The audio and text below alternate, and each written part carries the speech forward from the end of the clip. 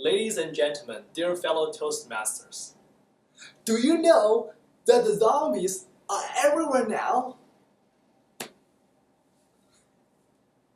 Well, from the TV series The Walking Dead, to the movie Resident Evil, to games like Plant vs. Zombies, to the Halloween, to the zombie walk. Oh, you know the zombie walk? Like people dressing up like zombies and walk. Has anyone been there? Do you know there are more than 200 zombie walks in the United States in the past year alone? And the largest one in New Jersey gathered more than 10,000 zombies. 10,000! Can you picture that? It's like living in the real zombie crisis. Wait. I don't get it. Why are people so captivated with such rotting flesh, walking aimlessly, trying to eat people's bodies and brains? Let me do a survey here. How many of you have watched zombie-related movies or dramas? Heather, why do you think people like them? Yes, people like thrilling movies, don't they? After doing some research, I summarized 3 aspects, in addition to Heather's point, as to why people are so obsessed with zombie apocalypse. Equality, freedom, and personification/zombification.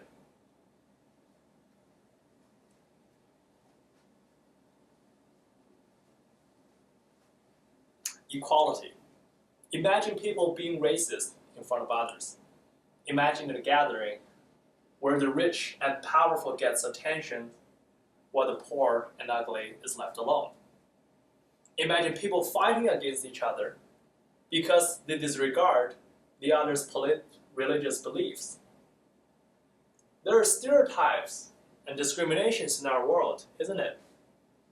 But in the eye of a zombie, there is none of that. In fact, it doesn't matter where you're from. If you're pretty or not, if your dad is George H.W. Bush, doesn't matter your religion, your age, your sexual orientation, the zombies will approach everyone. And there will never be a case where a zombie gives up on me and says, hey, tell you what, you're an Asian guy, and you smell like dim sum. I'm going for that white lady instead. Never. This human-turned monster will treat everyone the same. Isn't that adorable? On the other hand, no matter what culture you identify yourself with, no matter how rich or how poor you are, we all face the fear of death. So in front of zombies, we have to unite. A delivery driver teams up with company CEO. What a harmonic thing is that? And they have to do whatever in order to survive, which justifies for a new form of freedom. Freedom. Everyone else is a zombie now. So who gets to drive the $200,000 sports car? You do. Although the city may have no electricity, no heat, no Medicare, take as many as you need from the shops and live in whoever's house as long as it's safe. Oh, by the way, don't forget to shoot some guns in public. You got plenty of living targets, or I should say undead targets, on the street. You see, people have discomfort with the idea of killing people. But zombie gives such an excuse, an outlet, to engage in violence as a means of survival. Nobody is going to stop you from shooting a monster, even if it used to be a person. As for guns, oh yeah, Americans like guns, don't they? Given that US has the highest gun ownership in the world, averaging 88 guns per 100 people.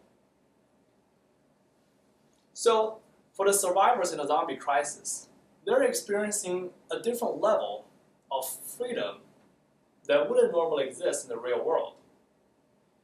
And yes, we watch them suffer from fear, from danger, from exhaust.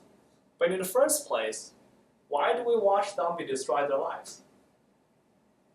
And this has to do with personification / zombification.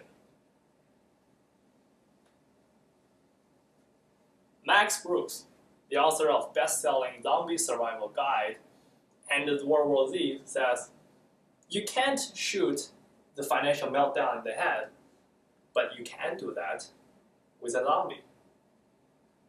Zombie embodies that evil and give it the visualization.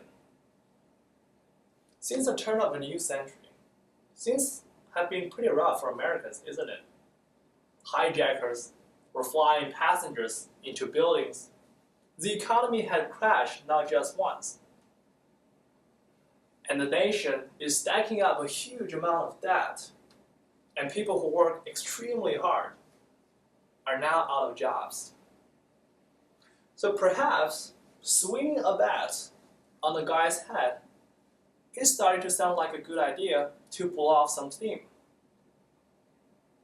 And this is where the zombification of that evil makes things so clear and make judgment so simple.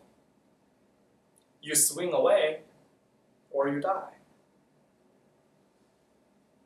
We, the survivors of the world, aren't we longing for more equality, more freedom, and direct defeat of that evil? But zombies come in zillions, and the challenge is immense.